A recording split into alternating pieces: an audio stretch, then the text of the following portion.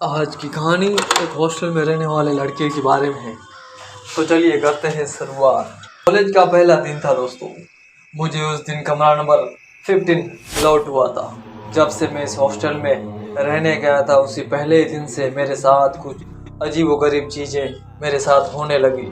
हर रोज़ सोने के बाद मुझे एक लड़की के रोने की आवाज़ मुझे साफ साफ सुनाई दे रही थी, जैसे कि उस लड़की को तंग कर रहा हो। इसकी रोने की चीखने की आवाज़ मुझे बार बार सुनाई दे रही थी और कभी कभी ऐसा लगता था कि जैसे वो मेरे पास से गुजर रही हो, मेरे बगल में आकर सो रही हो या फिर मेरे सामने कुछ सामान को उथल पुथल कर रही हो। और जब ये बात मैंने अपने साथ रहने वाले लड़कों से की तो उन लोगों ने मुझे बताया कि मुझे हमें ऐसा कुछ भी नहीं लग रहा, हम तो बिल्कुल नॉर्मली से रह रहे हैं, हमारे साथ ऐसा तो कुछ भी नहीं होता। अब मुझे और भी डर लगने लगा कि भला मेरे साथ ही आखिर ऐसा क्यों होता है। उस दिन कॉलेज की 4 दिन की छुट्टियां मिली हुई थी। कुछ लोग घर चले जाते तो और कुछ लोग वहीं रहते, क्योंकि उनका घर जब दूर था तो वहाँ पर ही रहते थे, क्योंकि आने जाने में ही उनका टाइम निकल जाता। मैं भी घर पर नहीं जा सकता था। मेरे साथ रहने वाले लड़के भी अपने घर चले गए थे।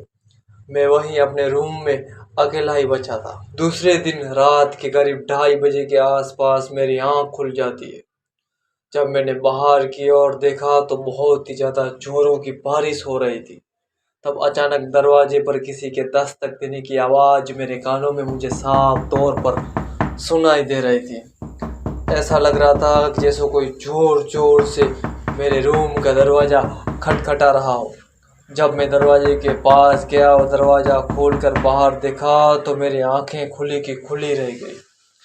जब मैंने देखा तो मेरे दरवाजे पर कोई भी नहीं था और मैंने दरवाज़ा बंद कर दिया। मैं सोच रहा था कि बारिश की वजह से दरवाज़ा अपने आप खटक रहा होगा। जब मैंने दरवाज़ा बंद करके रूम में पीछे की ओर मुड़ा तो रूम का सारा सामान बिखरा पड़ा हुआ था। सब यहाँ पर उथल पुथल हुआ था। ये सब देखकर मैं और ज़्यादा डर गया कि भला इतनी देर में ये सब कैसे हो सकता है। अब दोस्तों बारिश और भी तेज़ होने लगी, इसलिए लाइट भी चली गई। रूम में पूरी तरह से अंधेरा हो गया था और मुझे अब ज़्यादा डर लगने लगा। मैं रूम में बेड पर बैठ गया। फिर मुझे सुनाई दिया कि कोई दरवाज़ा फिर से ज़ोर ज़ोर से खटखटा रहा है, लेकिन इस बार मैंने दरवाज़ा खोला तो बाहर कोई भी नहीं था। लेकिन जब मैंने बाहर की ओर देखा तो मेरे सामने वाले कमरे में, जिसे हमेशा ताला लगा रहता है, तो वहाँ पर ताला टूटा हुआ था और नीचे की ओर टूटा पड़ा हुआ था। ये सब देखकर मैं और ज़्यादा डर जाता हूँ।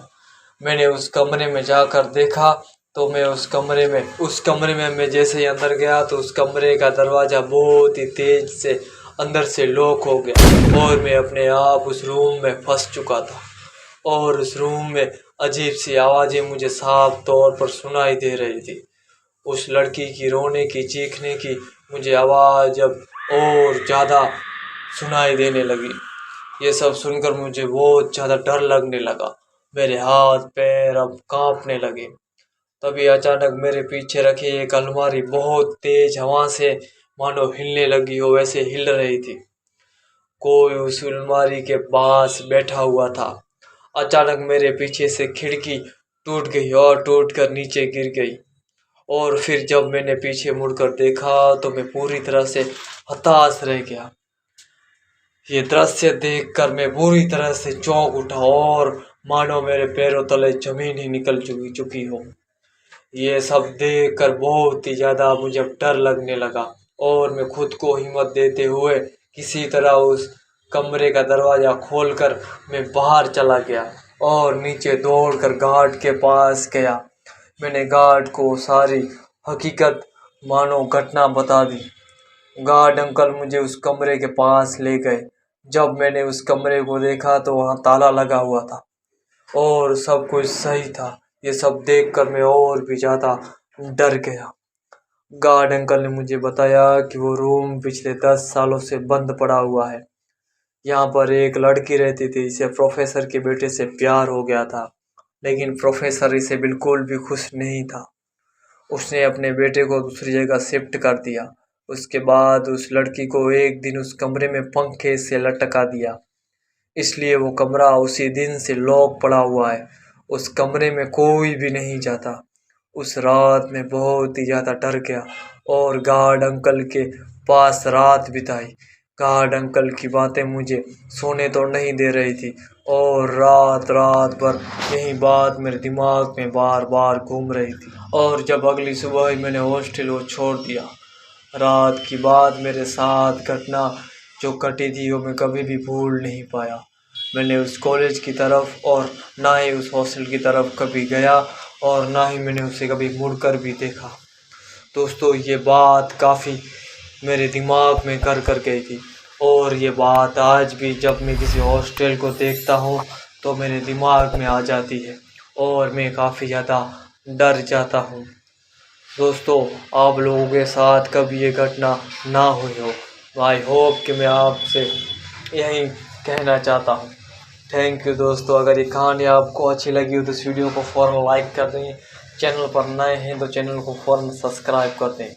थैंक यू दोस्तों।